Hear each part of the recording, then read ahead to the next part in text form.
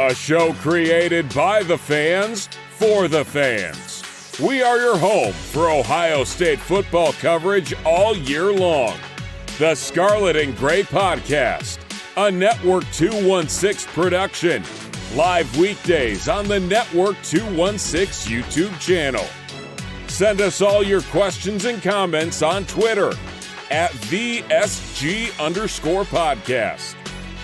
Now, here are your hosts, Tyler Johnson, Jordan Dalton, and Nick Leisure. Hello, Buckeye fans, and welcome to another Ohio State game day preview. Ohio State versus Western Kentucky. This is episode 26 of the Scarlet and Gray Podcast. I am Tyler Johnson, joined today by Mr. Jordan Dalton. JD, how you doing on this Saturday morning? Not too bad. Ready to watch some Ohio State football. And just another week, man. Getting closer to the big games. Yeah, we are, man. It's so close. Can't wait for sure. This is going to be a good one, I think, on Saturday. But before we get to any of that, guys, again, be sure to drop a like on this morning's video. Subscribe if you're brand new to Network 216. We're well over 2,000 followers now, so thank you guys for helping us achieve that goal. The next one is 3,000. Our goal now is to try and make that before the end of this year, and we can't do that without your support. It's completely free to subscribe, so make sure you guys are taking advantage of that. And JD, in this game today, Western Kentucky is – I'm not going to say this is a trap game for Ohio State, but I will say – Western Kentucky the last couple of years has had a pretty solid program. If many people are familiar with Western Kentucky, Bailey Zappi set a lot of records, who is now playing for the New England Patriots, set a lot of records for Western Kentucky. They're normally a pretty solid program. Bobby Petrino is no longer their coach, but I mean, he was their coach. They run an air raid style of offense. So this game on Saturday, are you calling this a trap game for the Buckeyes? Are you a little bit worried that maybe they could be looking past Notre Dame? What are your thoughts on this game? I wouldn't say it's a trap game necessarily. I think it is a game that's going to be different than the last two in terms of play style on offense for the opposing team. You just, like you said, Western Kentucky's an air raid offense. They're going to throw the ball a ton. I think they're coming into the game. They've combined for more yardage than both of our previous opponents have in their first two games combined. So they definitely like to throw the rock around. I think they led FBS in passing yards and passing touchdowns last season, which is pretty incredible. So they definitely can sling the rock, and they're returning every skill position and their starting quarterback. So they're familiar with each other. They're going to be confident that they can come in and play with Ohio State, and Ohio State hasn't been tested through the air this year. Mm-hmm. So I think trap game is saying that we might lose the game. I don't think we're going to lose the game, but I think that they might put up some points on us, and that might scare a couple people. Yeah, I mean, if you look at Western Kentucky, man, so Ohio State's defense right now ranks sixth in college in the entire country as far as they've only given up 108.5 pass yards allowed per game. Now, some context behind that, Indiana didn't throw the ball at all, and Youngstown State, a knock on them, they're an FCS team going against one of the best teams in college football. So, those are great numbers, but you are going against the best passing attack in college football. Now, you mentioned the players they're returning. So some of those names that they're returning is quarterback Austin Reed. He led college football in passing yards with 4,700 yards last year. They bring back their top receiving threat, Malachi Corley, caught 101 passes for nearly 1,300 yards, which is the most of any returning college with any receiver in college football that is returning.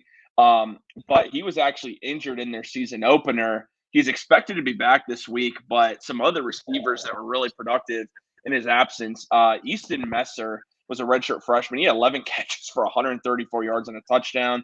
They also have a 6'3" wide receiver, Dalvin Smith, 9 catches for 107 yards and a touchdown.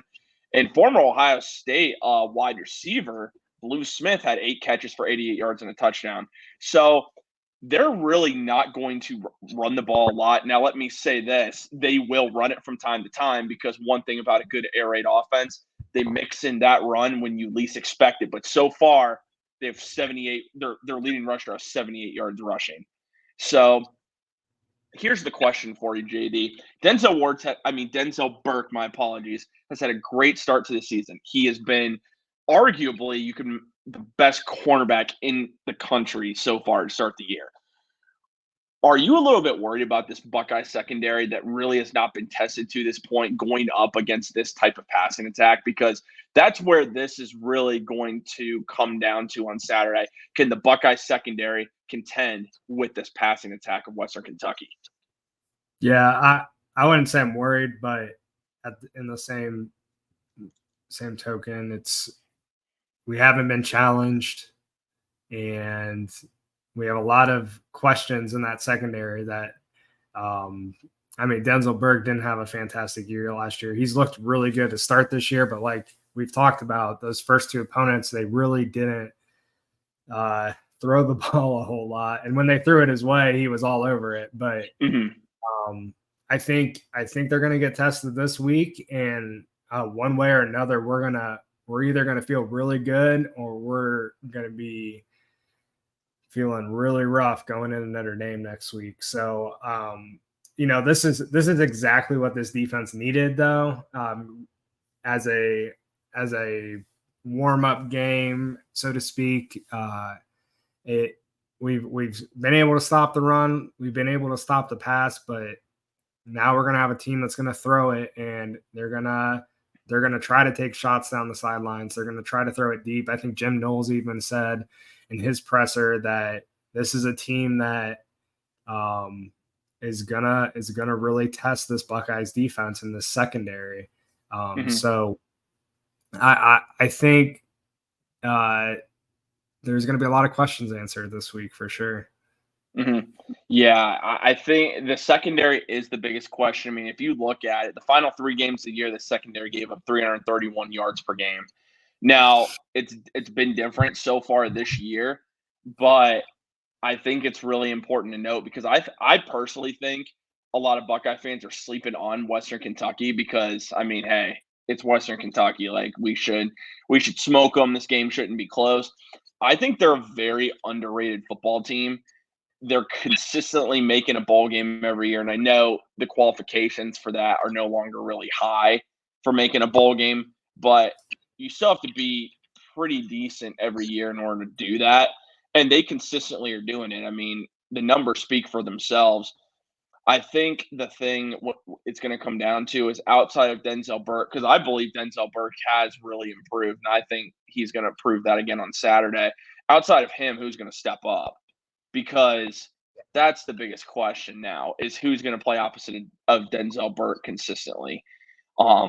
Now, as far as on Saturday, we know where the battle really is on the Buckeyes defensive side of the ball. On the offensive side, Western Kentucky has never been great on the defensive side of the ball. They've always given up a good amount of yards, never been anything spectacular in that regard. What do you want to see from the offense on Saturday that's going to give you not necessarily a confidence boost going into the Notre Dame game, but at least just some positive energy and feel confident that this offense has turned a corner?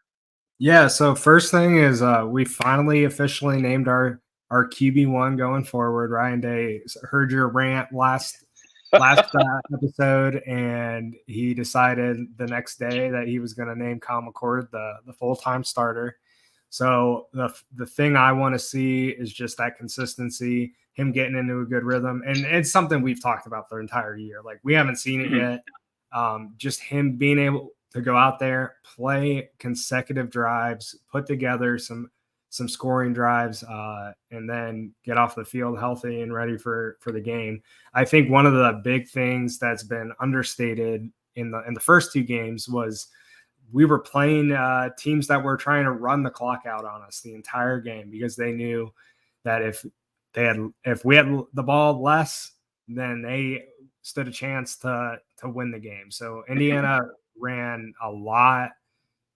Youngstown State didn't really have a choice. They had to run the ball early. So I think that going in against Western Kentucky, they're going to be throwing a lot. It's going to open up a lot of opportunities for our offense to get the ball more with more time. And I think we're going to see a lot more points than we had the previous 2 weeks just because of that reason. I think our offense is going to get the ball more. We're going to score more. And I think that would make me feel a lot better is if we break 40 points going into Notre Dame. I think that would give me the little confidence boost I need to get hyped for that Notre Dame game. Yes. Yeah, I agree with that, man, for sure. I mean, you talked about the passing attack. I'm going to go a different way here. A team against Western Kentucky, what I think you want to do is really show that you're the better team, the more physical team, controlling that line of scrimmage. I've been very critical of the Buckeyes offensive line all year. I still think it's a problem that hasn't changed my mindset, but I do believe this is a game where they can make a statement against a better opponent because Western Kentucky's not great, but they're not awful. Like, they're really not. And this is an opportunity to make a statement, and I think you can do that with Travion Henderson, Chip Trainum, Mayan Williams. We'll see how much he ends up playing this weekend. After, again, very surprised he didn't play much against Youngstown State. So, brings us to the moment where we're going to predict this game. Ohio State, as of right now, I'm looking it up right now, they're favored by 29.5 points. Ohio State is yet to cover this year, I believe. Maybe they did last game, and I just completely missed that. I don't think they did, though. We didn't. So they have not covered yet this game. Now, they're not going to lose this. Like, I'd be utterly shocked. Of course, I think we'd all be embarrassed if we lost this game at home. But 29.5 to a team with this kind of passing attack, that even if they get down by a lot, I think they're still going to put up some garbage points. First off, do you think the Buckeyes cover? And what do you think the final outcome of this game is going to be? I think there's been a lot of questions about this team in the media. I think that this team is feeling it internally as well. I feel like they are going to be different this week. I think this is the week that they need to be different. And I think that results in us playing our best football this year. So I think score-wise, like I said, I think we're going to break 40. I could see it being 42-10. I think the defense plays really well and shuts down that passing game and really just answers a lot of questions because we've been consistently dropping in the rankings every week. And I think people are starting to say stuff about the Buckeyes, and I know these players are not too happy with their performances the last 2 weeks. So I think that 42-10, we cover, we break 40, and we feel pretty good going in that Notre Dame game next week. Okay. All right. Well, I'm going to say we don't cover. Also, for anyone who is curious on FanDuel, some of the prop bets are nuts. Like Kyle McCord going over 3.5 touchdown passes, going over 295 yards. Like, I guess we'll see. I know it's a pretty bad defense, but that's quite a large number. Anyway, I don't think the Buckeyes are covering. They're still going to win this game, I think, very handedly. But I think Western Kentucky is going to put up some points because I think they are a solid team. I do. I have the Buckeyes. I got the same score. I got 42, but I think Western Kentucky puts up 20 in this game. And it's going to be a good test for the Buckeyes, especially with going to Notre Dame next weekend, taking on one of the best quarterbacks in the country in Sam Hartman. As we're wrapping up things, JD, is there anything else you want to add on this game before we wrap it up? No, I'm just excited to see us get out there and play good football. It's just been a frustrating first 2 weeks with the way that they've handled the quarterback situation. Granted, we haven't had to play opponents that could take advantage of that, but it's just been frustrating because you want to see it. You want to see points, especially in these early games. That's like a confidence builder for your season, and knowing you can put up points against lesser competition. So when you're not doing it, you're not scoring as much as you should be. It can be detrimental going forward, but I just hope we really explode today and get on the board because that'll be huge going into Notre Dame next week. Notre Dame's going to be – this is the biggest game since our college football playoff game last year. So and Notre Dame's different. They're not the same Notre Dame we played last year. So it's – I don't think we're going to be looking forward because there's so many things we have to address now that looking forward to Notre Dame, I don't think is an option for this team right now.